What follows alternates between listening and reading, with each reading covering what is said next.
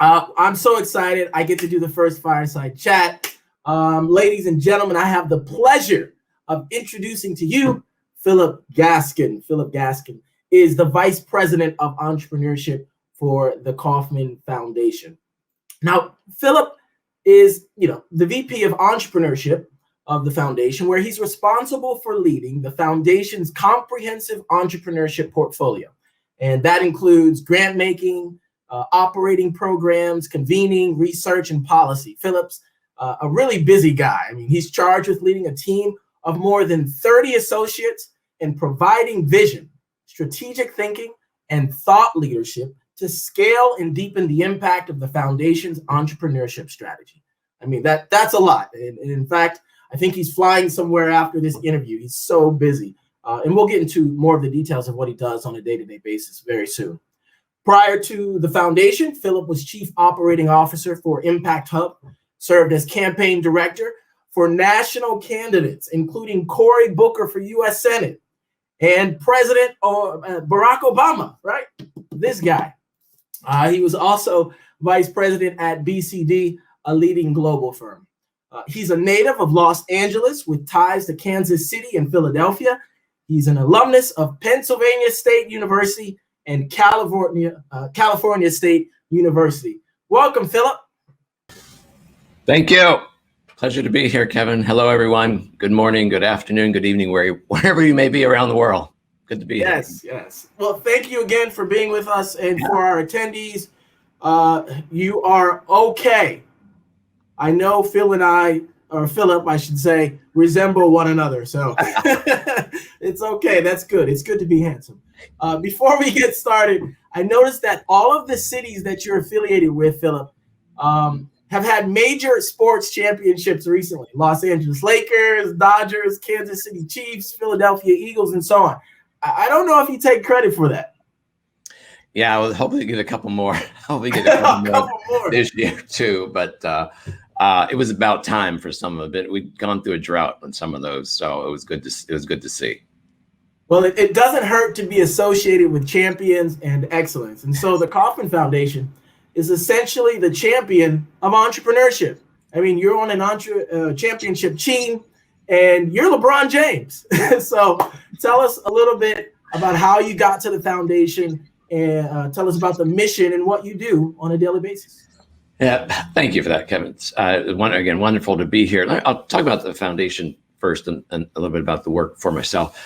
The Ewing Marion Kauffman Foundation. So we're a private, nonpartisan foundation. We're based here in Kansas City, Missouri. And, we believe, our mission, we believe that regardless of race, regardless of gender, geography, everyone should have the opportunity to achieve economic stability, mobility, and prosperity. So, we commit to the principles of race, equity, diversity, inclusion. And that's consistent with our founder, Ewing Marion Kauffman. He believed that as well. So we seek to build inclusive prosperity through a prepared workforce. That's our education work. Entrepreneur-focused economic development, which is the work in our entrepreneurship. And both of those tie to inclusive prosperity. Obviously, economic development does, but prepared workforce. So if there are more entrepreneurs in the workforce, the more prepared it is, and that can help lead to economic prosperity or inclusive prosperity as well. What attracted me to the foundation, I had heard about Kaufman Foundation, obviously working in an Impact Hub, which is a global organization focused on entrepreneurship and business. I had heard about Kaufman, but I was actually recruited, frankly, for the job. And I got the job description when they sent it to me. And it was, at the time, it was called Director of Metro Strategies. That's what I came in for. And it had this one line in it, Kevin, that said, help the foundation create, along with other organizations, right, create a new model of economic development inspired by entrepreneurship. And that line right there sold me, because I was able to see through, obviously, the work in the political space, community organizing, entrepreneurship, the barriers that people go through on a daily basis just to try to achieve economic mobility, stability on their way to prosperity. So I work with a fantastic team here, 30 colleagues, and they're we design research and programs and public policies, community organizing, and other things. And it gets you out of bed in the morning, looking at the barriers that are out there and the work that's got to be done, transformational work that's got to be done. That's great. So I want to focus a little bit on that new model of economic development. And so how has your approach and you and your role to entrepreneurship changed given the changing demographics? I know we've sort of done a pivot, if you will, as a nation, considering the murder of George Floyd and all of the social unrest, et cetera. So how has all of that, from social to economic to racial change, informed your strategy at the foundation? We saw it coming. It's a systems change based strategy. We look at what are the systemic barriers that get in the way of entrepreneurs starting and growing businesses on a daily basis, especially for entrepreneurs from underrepresented populations who often get left behind or flat out get left out, right? And so knowing that it's layered, right? The number of different things that an entrepreneur has to go through just to try to make it. And so we've long been committed to that, to make sure everyone, as I say, regardless of race, gender, geography, can win. But we're up against systems that just don't work for everyone. They may have worked in the past for some. They don't work for enough people now. And so what we've got to do is break down barriers and really create new systems. And if we look at the changing demographics, so regardless of, depending on research that you may see, 50% of the nation at some point will be of women and people of color. And two of the key demographics, right, that are having the hardest time starting businesses, growing them to employ people, to then put revenue into the economy. So you see, it's an economic subject. It's a very patriotic economic subject, but we have to address those things. So Capital Access Lab, we got two programs I'll tell you about. Our Capital Access Lab does exactly that. It provides a new kind of funding. It's a funding model so that underserved entrepreneurs can access capital when they need it. Our America's New Business Plan, it's a policy plan. So four-point policy plan that works to break down barriers. That one's designed for policymakers at the local, state, and federal level to implement policies to change conditions for entrepreneurs. And what's baked into all of that is looking at those specific demographics. So the missions really remain the same since we've been a foundation. We've really paid attention to the changing demographics over the last 4 years and instituted a much more bottom-up strategy as opposed to a top-down. I love that. And you mentioned research. We're going to get a little bit deeper into the research that the foundation has done a little later. But you mentioned the Capital Access Program. And I'd love for you to go in any more detail if you can, especially for the people that are out there in internet land, right? So, the conference is focusing on funding. And so if someone's listening and they're saying, wow, this Capital Access Program, number one, possibly could be for me, or if there's someone out there who said, there's this new model of economic development, how can we learn from that program to do something here? Yeah, and so I always say, if a system is broken, try to find another way to do it. You can't, the systems that need to be changed are it's a formidable task. It's going to be transformational work over some time. But what we're doing is looking at ourselves as philanthropy and saying, okay, how can philanthropy play different? How can we be more creative? How can we try new things and test new models? And so that's what the Capital Access Lab is. It's a lab to get early capital to non-traditional investment funds that invest directly in underserved entrepreneurs. Where did all this start? So back in 2019, we did a capital access report. And in that report, you can find that on Kaufman.org, or you can go to our Capital Access Lab page through Kaufman.org. And see that we found that 83% of entrepreneurs do not access a bank loan, traditional funding, or venture capital at the time of startup, 83%. If that's the case, I mean, that validates what we thought, that too many people are getting left out. So what we said is, well, what's a way to try to get around that and do something new? So our board approved this is a test, a $3 million grant, and we put into a donor advised fund.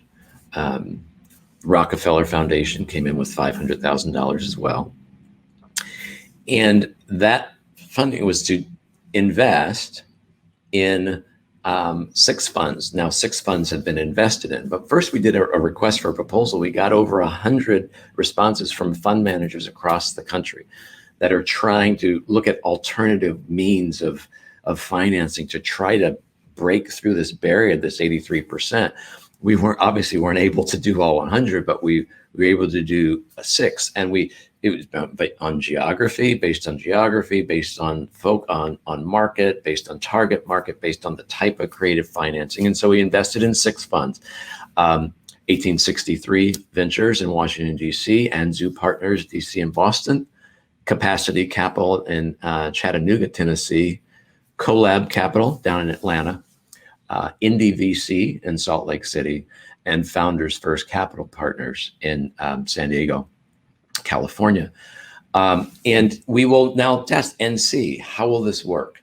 Will it work? Will the funds be able to invest in those entrepreneurs trying some creative financing or more alternative, innovative financing models to not put so much stress on the entrepreneurs when they're trying to grow their businesses? That's the problem, right? So you're an entrepreneur, you got good credit, but you go to the bank and say, well, you don't have enough credit.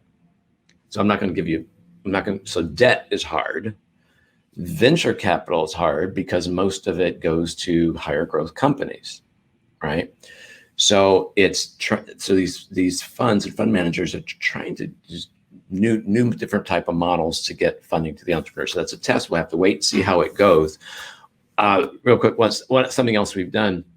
Second is we've partnered with Living Cities out of New York to build an impact investing fund dedicated to closing racial income and wealth gaps. So it's we've provided a grant, which is sort of like a seed grant. And what Living Cities is doing is looking at their they've done 2 previous funds, a third fund, which, they hope can get to $100 million. And this fund would invest in Black and brown fund managers and entrepreneurs across the country.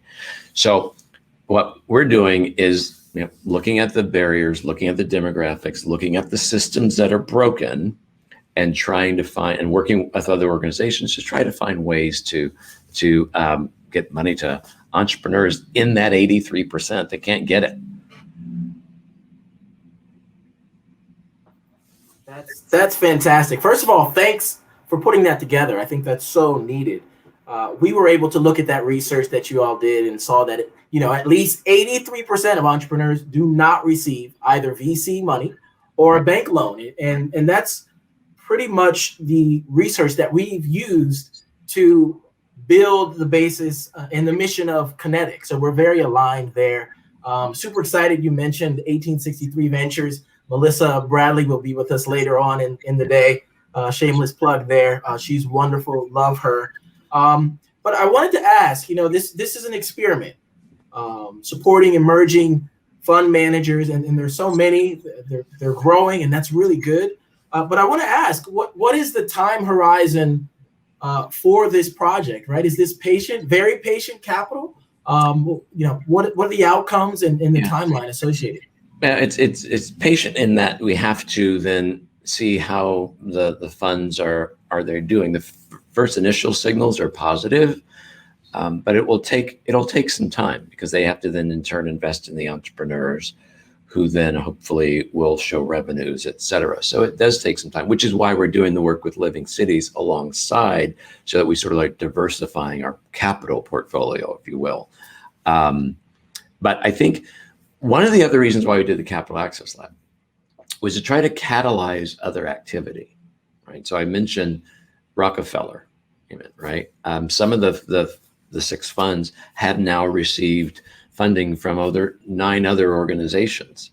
So starting to see that, we wanted to see if other organizations would take a look at this and say, hey, Kaufman's doing this, Rockefeller's come in, how about we come in and help? And so we're hoping that that continues, so that even while, you know, we're looking at how everything's go with the lab, there can be other investors coming to the table to help the funds, help the entrepreneurs, or come and even invest in the capital access lab, you know. And then if that's the case, we could then in turn perhaps, you know, have more funds invested through the capital access lab. But for now, we're fully committed. But we're doing the best we can as one organization, but I'm really happy to see other organizations with interest. So I'm going to push you a little bit, and feel free to decline. So, you know, in the venture world, right, we're thinking 7 to 10 years.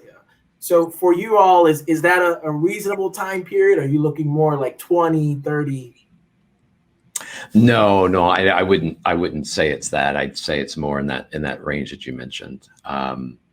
You know, again, we're gonna keep thinking and trying to be creative and come up with new ways and continue to be aggressive to try to catalyze and get more activity. I mean, the ideal is that it becomes so popular, initiatives like this, that other people start them, right? We don't have to be the only ones, absolutely. And that there's more activity. That's one of the reasons why the work with Living Cities is so important, because our grant is a $1.8 million grant to Living Cities, but that could catalyze $100 million worth of investment, right? And that is really key. It's like, how do you get exponential impact of doing things with impact in shorter time periods, because people are in need and the problem is so big, right? So that's sort of our thinking there. I love that. Yeah, and going back to kinetic, right? You're providing the kinetic energy. There you go. for the next or new economic development. So I want to switch gears, because I'm a data guy. You know, one of the reasons why I was so attracted to MIT. We love data, probably too much. And so, you know, the foundation has released a lot of research, and recently regarding, you know, entrepreneurs of color and the funding gap. So if you could tell us about what the research studies tell us. Tell us the good, the bad, and the ugly. Well, the good is, you know, we're continuing to see entrepreneurs start new businesses even during a pandemic. All right. So last year, I think we saw there's a 24% rise in starts, or filings and starts. Here's the problem with that. That's a false positive to a degree. I know it was over 20%. Don't quote me on the number. It was over 20%. A lot of that was out of necessity, because you got laid off or your business closed. You have to start something, not necessarily out of desire, but out of necessity. So we've got to wait and see sort of how that's going to play out. The bad is to me is also the ugly. I mean, we got too many entrepreneurs left out of the economy still. Many entrepreneurs are, as I said, starting businesses out of necessity versus opportunity. 83%, I mentioned the 83%. Let's look at venture capital. I didn't run through some of the stats on venture capital. And some of these aren't necessarily out of our research, but I meant to mention this earlier. So we know that most venture capital, over 75% of it goes to 5 cities: Boston, New York, Los Angeles, San Francisco, Dallas area. 5 cities get over 75% of venture capital. Of that, just over 2% goes to women-led firms, 1% African-American firms, and lower for other people of color.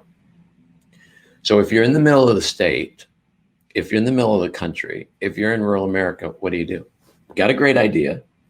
You can't get the bank loan. You can't get the venture capital. How do I start a business? Knowing that it's so important, because small business, small businesses are 50% of the backbone of the economy, right?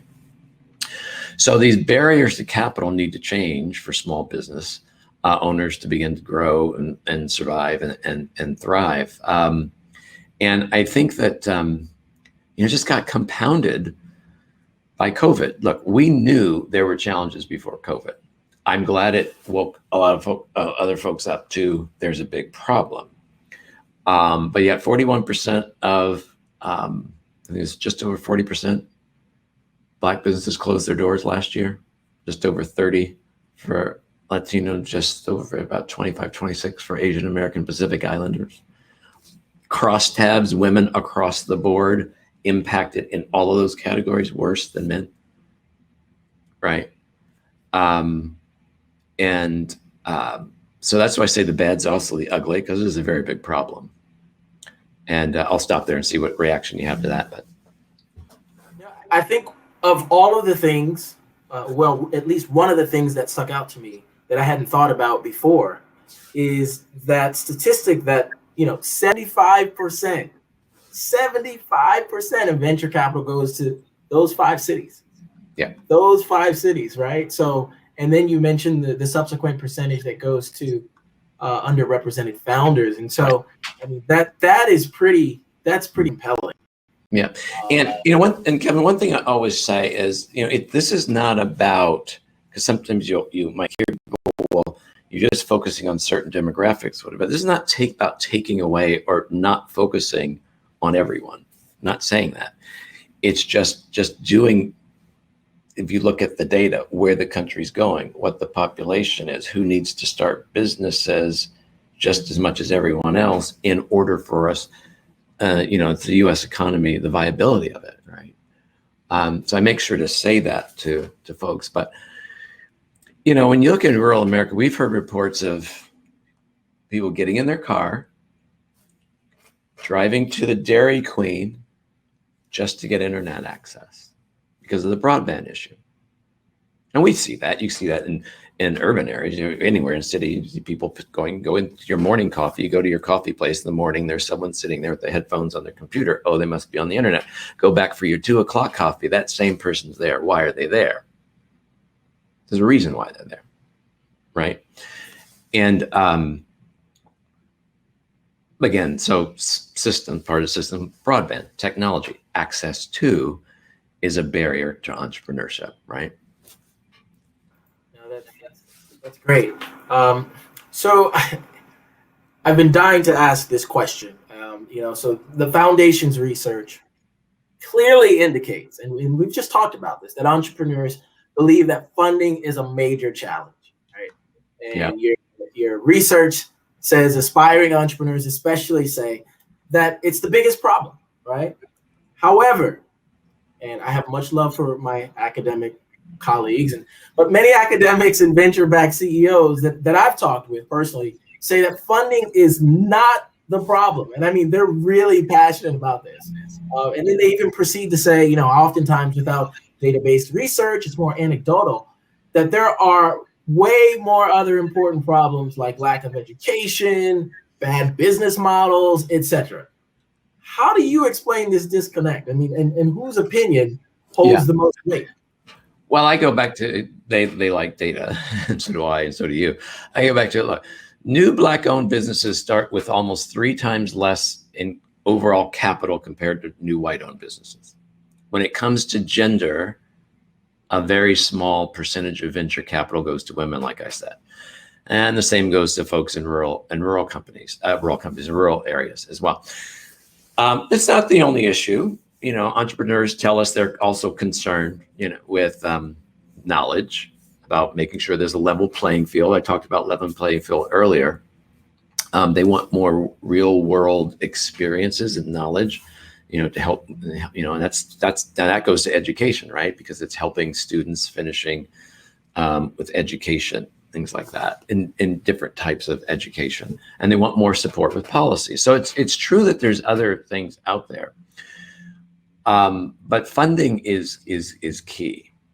Sometimes I just tell a story about the life of certain entrepreneurs. So let's say you're a single parent, you got a great idea, and you want to start a business. Cost of childcare is too expensive, prohibitive, can't do it. Or you start that business,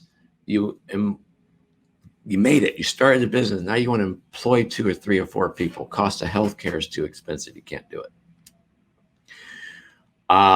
Loan, you need that first loan, can't get it. Your credit score is just 17 points too low. Sorry. At the end of the day, funding and funding and wealth is still part of that those problems I just mentioned. Do I come from wealth? Do I have family money? Can someone give me? It comes back to capital. So yes, there are other problems as well, but capital is certainly very, very key. I love that. Thanks. And it's often so much easier to go through someone's situation so you can better understand and empathize and really understand what the challenge and the problem is. Before we go to funding, I'd love to talk or ask you, what upcoming research studies we should be on the outlook for, and where can attendees find your research? Yeah, well, I mentioned the capital access report that we did in 2019. We're going to do a little bit of an addendum to that, and that'll be later this year. You'll be able to find that on Kaufman.org. And we also just released the Kaufman Foundation Indicators of Early Stage Entrepreneurship. And that's the one I gave some stats from that earlier. And that tracks entrepreneurship trends across the country. Kaufman.org, you can find that as well. All of our research briefs and reports that we've released this year and last year are on there. Some really, really good work. I'm so proud of our research team and our entire team and the work that they're doing. There's one that we're going on, levers. Why are people leaving entrepreneurship? Really interesting one as well. But again, Kaufman.org/research. You can find all of our research and reports as well as our Kaufman indicators of entrepreneurship. Fantastic. And one other question that came to mind regarding the Capital Access Lab. I know you're working with 6 funds right now. Is that a program that will open up to new funds next year, or are you sort of waiting to see, the performance of the program with those 6 funds? Yeah, 2 things. So we're fully committed because all of the money that we had in our grant and with Rockefeller is committed out. So there's that. What we're hoping is to catalyze more activity and get more interest. And if there are other foundations or other institutions that want to help with investing in the Capital Access Lab, we will certainly look at doing more. But that's not fully dependent on us. Again, which is why we went and did the Living Cities work as well. But we'll see how it goes. Great. Well, I'm rooting for you. I know you're part of the championship team, so the odds are good. So let's switch gears to specifically funding. And I know that you have a background in government and policy. Let's go there. So what policy changes do you think are necessary to make access to capital more equitable? And what is the foundation doing to try and get those policies to be a reality? Yeah, this goes back to the bottom-up comment I made before. If policies aren't designed from the bottom up and inclusively, we're just going to continue to make the same mistakes. As I say, I think I wrote a piece about a year ago called "We Need to Retain Our Interdependence." And when we're not working interdependently, we're going to miss each other. We're not going to have active listening. We're not going to be connected, and people can't find resources as quickly as they should because we're not connected. We found a little more interdependence happening. We even saw that a little globally last year because of COVID and continuing with COVID.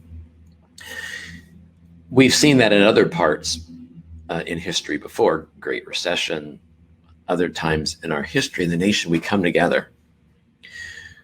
What tends to happen is when the economic indicators for some start looking in a certain way, we think, things are getting better. And each time we do that, actually what too many people can't see actually gets worse. And that gets worse really, really got exposed last year when COVID happened. So you've got to think interdependently. We've got to design things from the bottom up. So that's why we recently released Kaufman's America's New Business Plan. And it's a policy roadmap, provides a roadmap for policymakers to strengthen entrepreneurship, create better conditions locally, state level, federally for those that are underrepresented today. And so it has 4 pillars to it, and it's all based on access to opportunity, access to funding, access to knowledge, and access to support. And you can download America's New Business Plan at website for you, startusupnow.org. Now, what is Start Us Up? Start Us Up is a coalition of over 200 entrepreneur support organizations that have signed on now to help advocate America's New Business Plan, help advocate for these policies to their local, state, and federal levels. We don't do the advocacy. We're a foundation, so we can't do that, and we don't do that. But we can certainly do. We can certainly help other people, right? And help other people just find their voice and advocate at the local, federal, and state level. I love that. And you all are doing so much. So, you mentioned this particular time. And this, it's a special moment in time where entrepreneurs of color are being highlighted, along with, the systemic barriers that a lot of us face and have faced for literally hundreds of years. So, and this might be a more personal question. How do we ensure that this is just not a phrase, right? We've been here before, some would argue. How do we continue efforts and conversations long-term to make sure that equal access to funds is a reality? Thanks. Great question. Get that one a lot. It can't be a box check. So first we have to be honest, be bold, and take action. I'm going to give you 3 steps initially that I think could better support entrepreneurs. At first, think local. I just talked about the interdependence. Look at ways you can help grow more local talent to start new businesses in your community. So that's not necessarily for the funders to do, right? But it's to keep in mind, and for people in advocating to their local policymakers. Hey, let's focus on local talent. Sometimes the tendency is to look for outside companies, the saviors, to come in and employ people. You got talent right there in your city. What are your assets as a city? What are your themes? What are you proud about? And rally around that. Again, inclusively from the bottom up. Second, I think we need to make it easier for people to start a business. Remove these obstacles in registrations and regulations. Why does it take so long to get a business permit in some cities or states versus others? Sometimes the process is months long to start a business. Again, a barrier which I guess may not seem, just doesn't get headlines, but actually keeps someone from moving forward and just say, look, forget that. I'm just going to go back and get a day job, right? I think we need to support ecosystems that help entrepreneurships thrive. I mentioned that about the interdependence. The good news, don't have to come up with it all on their own. Again, that's why I go back to America's New Business Plan, because it's really talking about that how does this not happen again? And also saying, this is the work that needs to be done in order so it doesn't happen again, right? So I hope everyone checks that out. We're proud of it. We're proud of it, and hopefully it's going to pick up some steam out there. I'm excited to check it out as well. That'll be something I'll do this evening. The Kaufman Foundation is a fundraising success. Of course, the foundations were set, right, by the wonderful founder, Mr. Coffman, yeah. Mr. Coffman, and I believe his family. So also under, the foundation understands better than most organizations out there how equity and ownership creates wealth. The foundation has quite a portfolio, $1 billion in corporate stock, not to mention bonds and other investments. What can we as entrepreneurs and investors learn from how the foundation, the very foundation, has been able to manage its finances and continue, to carry out its noble mission for decades? Yeah, well, first we have thank you for that, and I think for other foundations as well, not just ourselves. First we have a chief investment officer, Lisa Murray. She and her team do an outstanding job.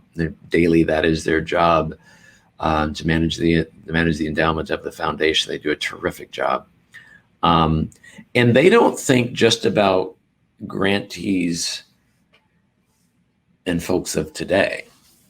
They're projecting and looking 20 and 30 years from now on how they are making their investment decisions to help us grow, right? So, and I think a number of different financial organizations and leaders do that. That's part of managing and managing investments. So in other words, they aren't looking at short-term stuff. They're not looking at short-term fads. We're not looking at Wall Street darlings, so to speak. They're playing the long game. And you have to play a long game. And so think about it. They're looking at our work today and the trends today. They're also looking transformationally. Where will we be in 20 to 30? How do we need to invest for 20 to 30? And managing that and thinking through that on a daily basis. And it's incredible work that they do. And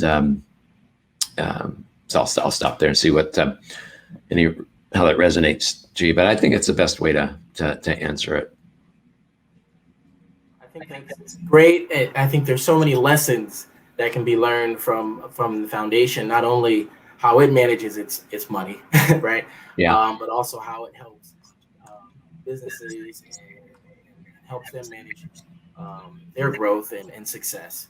So, very soon we'll be coming up on the Q&A session from people who are out there in internet land, so to speak. So get your questions ready, put them in the chat. We welcome your thoughts and questions for Philip. You got him here before he flies out. So make sure you take advantage of that opportunity. So I want to talk a little bit more about the resources that the foundation offers. I know we talked about the wonderful and extensive research, but talk a little bit more about some of the other resources for those who are just starting out, if any at all, that the foundation offers. Yeah. So our in entrepreneurship, we have a number of different strategy areas. So I'll talk about first our entrepreneurial learning area. And everyone may have heard of Kauffman Fast Track. It's one of our longest standing, our oldest program.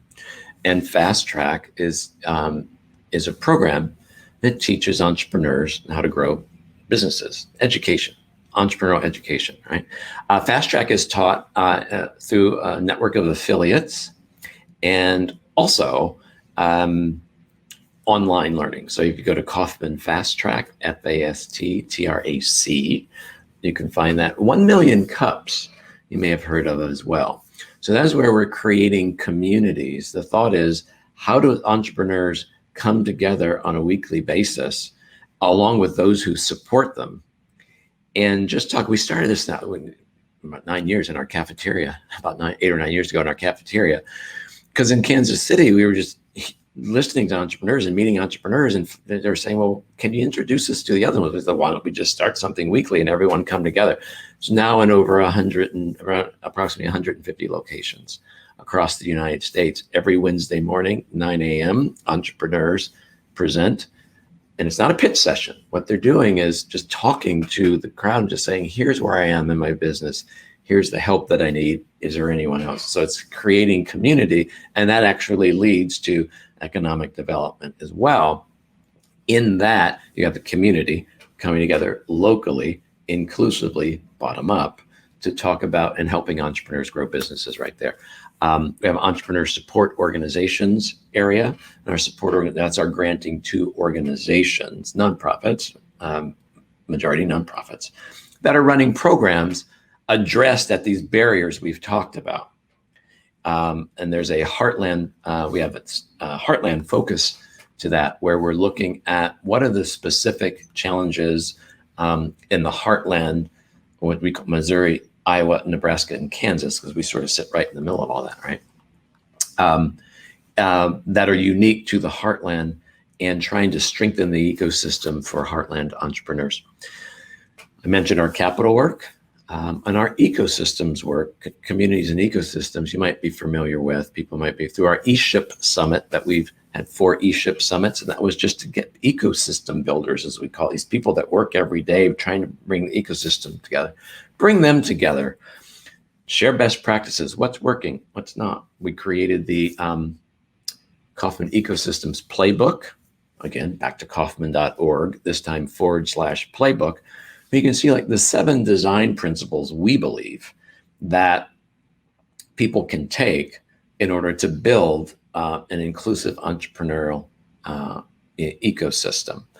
And I've mentioned our research work and our policy work earlier, but that rounds out our portfolio. And so it's looking at like how can we get knowledge, tools, do convenings, whatever it might be, into the hands of as many people as possible for free.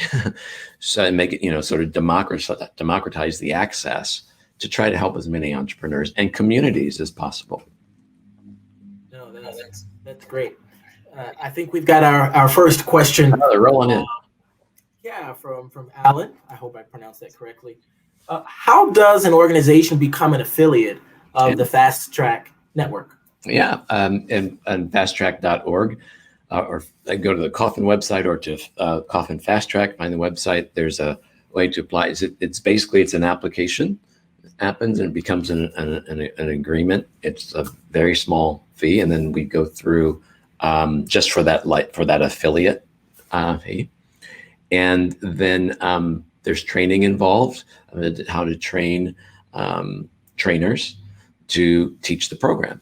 It's actually quite easy. You can feel free to go to there, or I guess I can leave my email address later, something like that for you.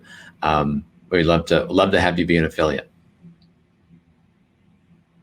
Great, yeah. Keep the questions coming in. I see them coming in. That's great.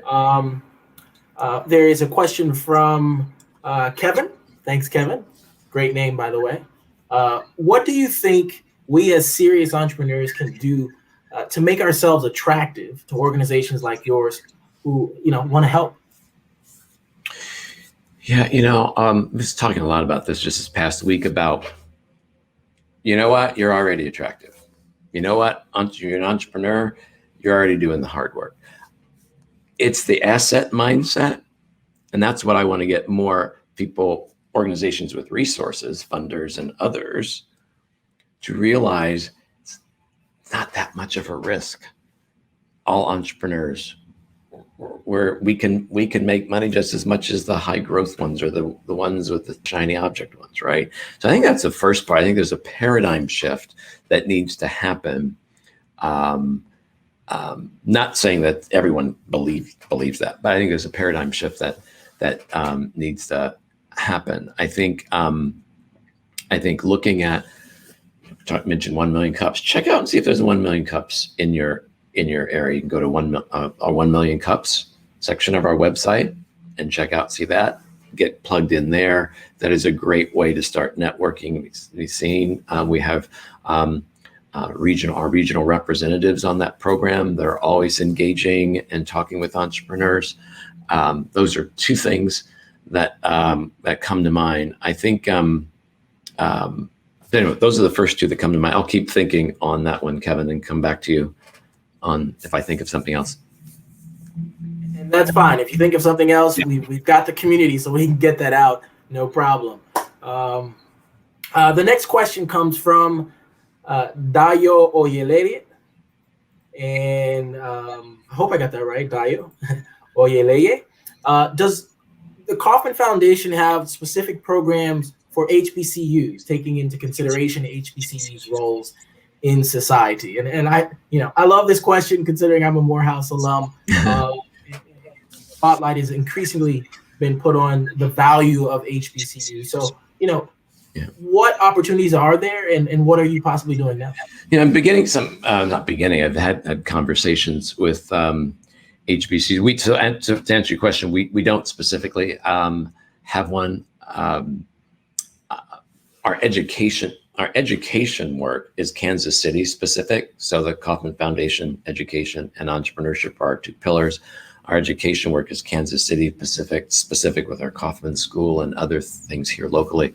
But from the entrepreneurship side, we've been focusing on how to get and fund the entrepreneur startup organization itself. So we ran a 4-year program called the Inclusion Open, where we funded organizations like, I think, Digital Undivided and Black Girls Code and on, and others across the nation, to give them seed funding and growth funding to help at the business level.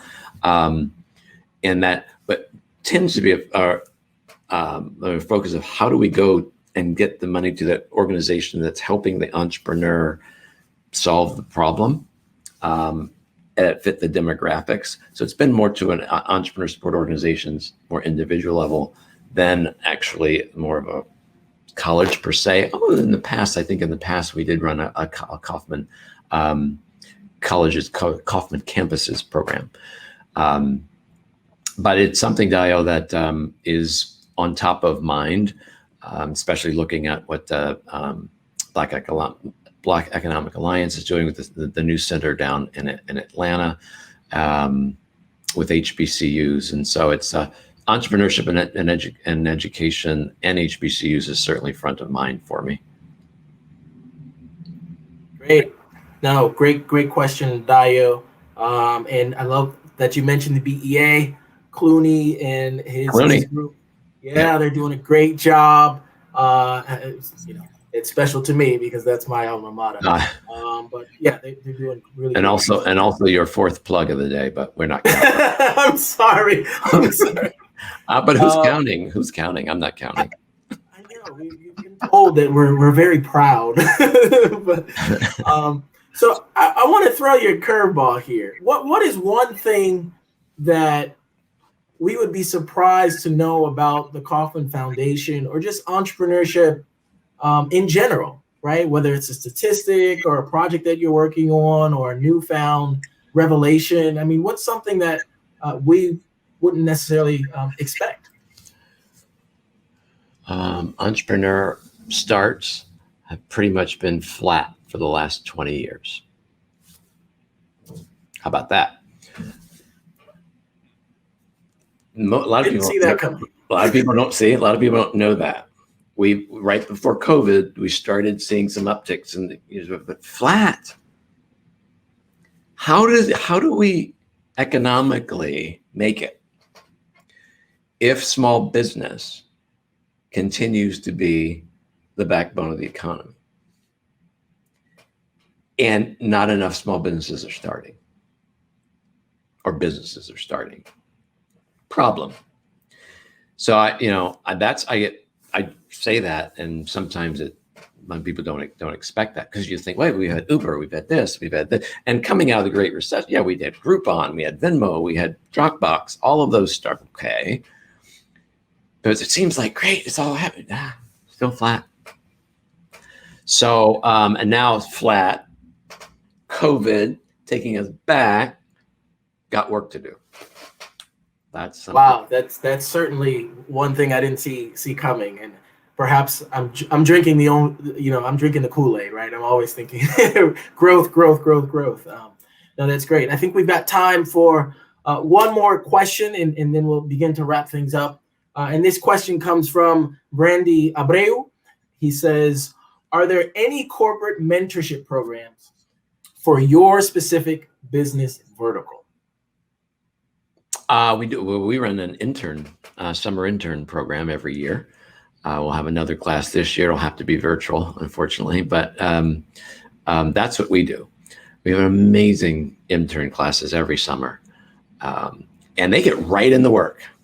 They help us I mean, because they're so bright, they're so wonderful, and they just get right into work, and they help us with the research, they help us with the convening, they help us with the knowledge, and it's like the saddest day of the year for me when the internship's over because they leave and they go into great things. But you can certainly, I'm